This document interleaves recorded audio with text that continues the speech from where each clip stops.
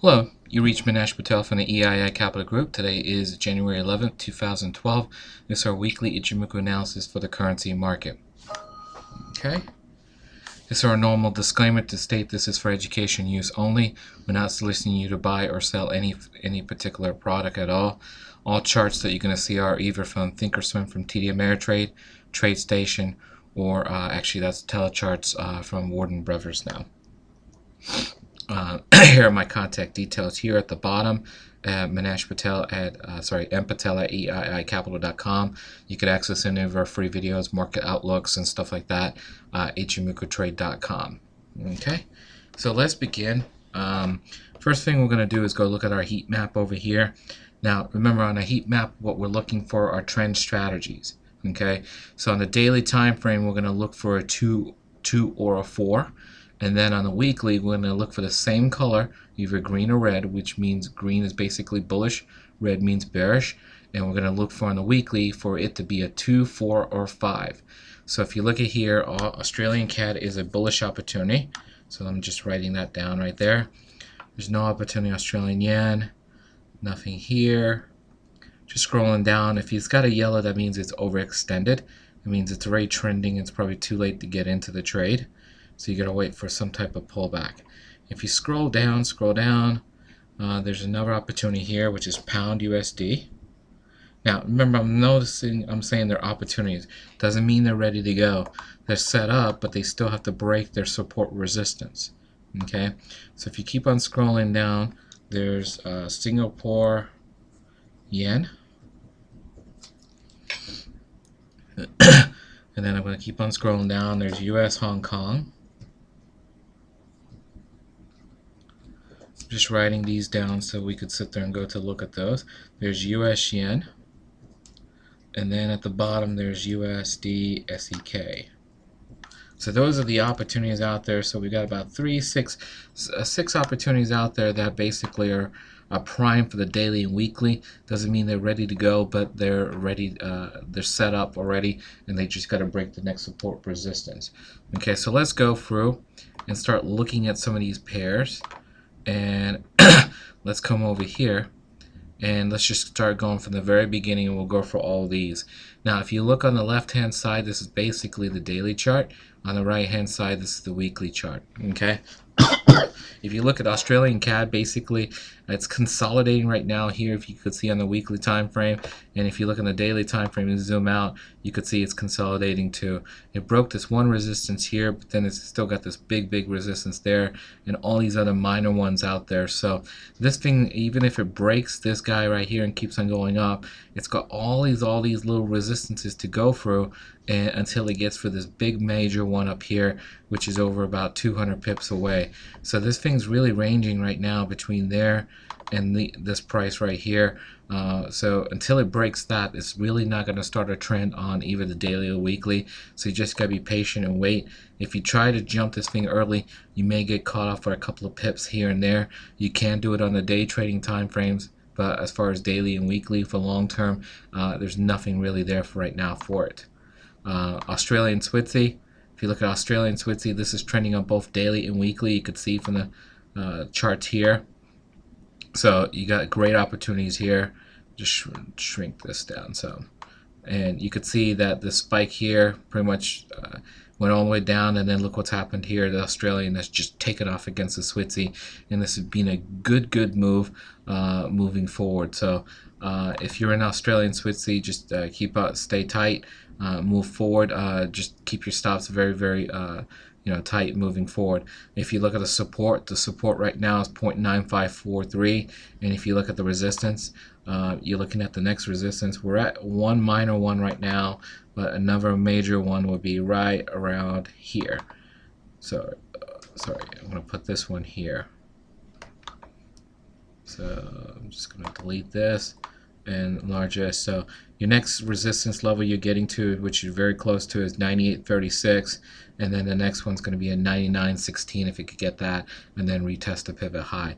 I have a feeling it may stop at 98.38 and take a breather, so the only time will tell, but just keep on watching that one.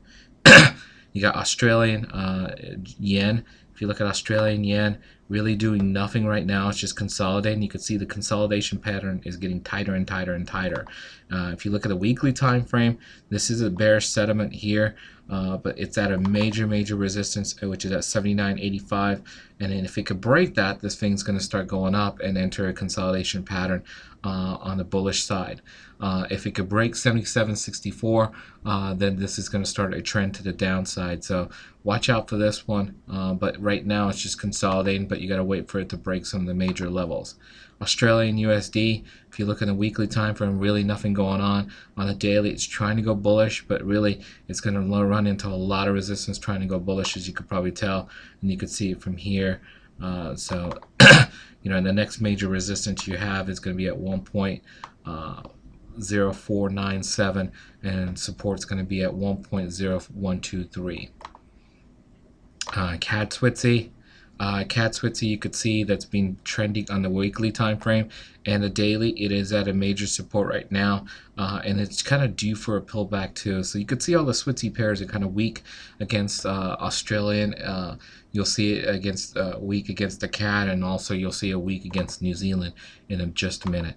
Canadian yen. If you look at Canadian yen, this has been trending to the bearish side, and now it's pretty much entered a little consolidation pattern here for the last couple of months, and you could see that reflected here on the daily time frame, which is really not doing anything right now at all. If you look at the support levels, there's 74.50, and the resistance level is going to be 77, which is a huge 300-point range for it. Switzy yen. If you look at Switzy yen, it's bearish, trending on both time frames. Next support you have is going to be right here. We're kind of at a support right now, so right at 80, and resistance level is going to be at 82.32. Okay. Euro Australian is trending downward. It's kind of getting into oversold scenarios, but it's pretty much trending downward right now. You're going to notice that pattern in majority of the pairs against the euro, especially Canadian, New Zealand, Australian, which are very strong against majority of all the other pairs right now. And you can see the EURCAD here is trying to get here and retest the lows here, which is right around 28.17. So you could just see these things have been on a tear going downwards.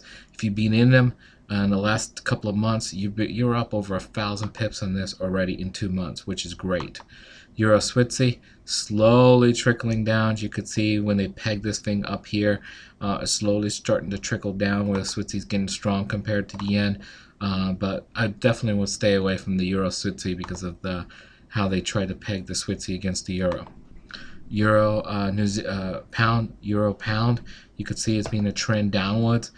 Next support level is going to be right around here, which we're pretty much at, and then the next one's going to be right here at 81.74, which are about less than about 100 pips away for that next level. So watch out for that one. If you're not in it, don't get in it, and just be patient and wait for major pullbacks. Euro yen, you could see it's strong compared to the euro too. If you look at the levels here, you can't even go back far enough to look at the levels, so that this is definitely going downwards. Next week we'll set it up so you can show a little more. So you could see that basically euro is weak against everything else out there.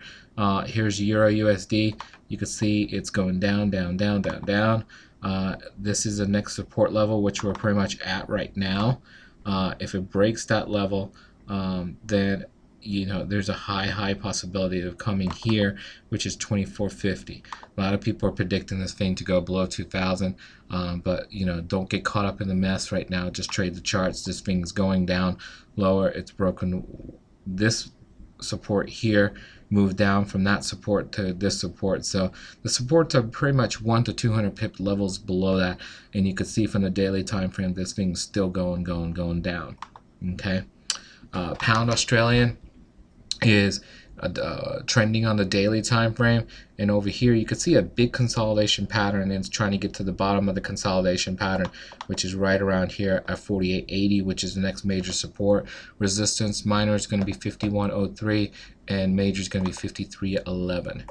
Pound CAD, if you look at pound CAD, is trending now. It's broken its support here on a daily time frame, so it's starting to trend, and it looks like it's trying to get here, which is the next support at 54.60. And if you look at the weekly time frame, it's one big mess. So I'll be very, very careful on this journey to 54.60. It's going to run into a lot of mess. Pound Switzy, you could see it's been slowly trickling upwards. You could see from the daily time frame, but slow is the word, where it's too slow for a lot of people for the time duration. Pound Yen, you could see it's breaking down here where the yen is getting stronger against the pound and basically starting a trend on both the daily and the weekly time frame. And if you look at the next major support on this guy, you're at one right now, so we're just going to call it here at the pivot low at 116.98, which will pretty much be a double bottom on both the daily and weekly. And there's high possibility of it getting all the way down there, believe it or not. I know there's a lot of people that think the yen is going to get stronger, but not yet. Pound USD slowly breaking down here. It's a big consolidation pattern, but the overall trend is still bearish, and it is trying to reach this level here at 53.34, which is the major pivot low and major support level there. If you look at its resistance level, it's going to be at 55.50 moving forward. New Zealand CAD, you could see here it's trying to go bullish here on the daily time frame, but right now we're at a major resistance, which is at 8079. Support's going to be at 7911, so really nothing going on there. New Zealand Switzy has been trending upwards. Its major resistance level is going to be right around here at 75.93, which is pretty much 20 pips away, so it's too late to enter this one. Support's going to be at 73.20. Okay. New Zealand yen, if you look at it, really nothing going on. Poked its head out of the cloud right now, but really no opportunity at all on this one. Next resistance level is going to be at 61.77, and support's going to be basically at 60.48. Okay, New Zealand USD. New Zealand USD over here, really nothing going on right now. Next resistance level is going to be at 81.06, which it's trying to get to, and support level is going to be right around 7,800. US CAD, really nothing going on at all in US CAD. I would just walk away from that one. US Switzy is slowly trickling upwards. So you have that one, but it's kind of starting to die down, so I'd be very careful if you're trying to enter here. And then US yen. And if you look at US yen here, it's set up to try to go bearish now. If it could sit there and break this level here at 76.59, this thing is going to start going downwards and have a possibility of retesting lows here at 75.66. So definitely look for that to happen. Okay, so if you've based on the heat map, we went for Australian CAD, we went for Pound USD, we got to go for Singapore yen. So let's go find Singapore yen. And you could see this is setting up here. If it could break this support level here, this thing has a possibility of going to retest the lows here at 79.93.97, and then at that point it'll be interesting to see what happens. So this is setting up right now, but it hasn't set up completely because it's got to break that 59.12 level. Okay, the other one was US Hong Kong.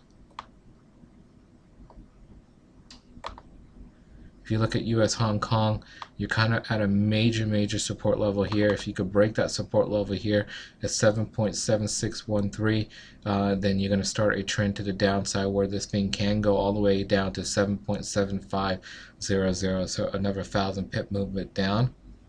And then you also have US SEK was the other one on the heat map. And if you look here, it's basically saying if you could break this resistance level here at 7.0270, you're going to start a trend to the bullish side. That's it for this week. I hope you enjoyed it. Let me pull up my contact details again. So here are my contact details here again. If you have any questions, feel free to send us an email here at patel@eiicapital.com. You can follow us from Twitter, Facebook, and so forth, and all that information is here on Ichimoku Trade. See you next week.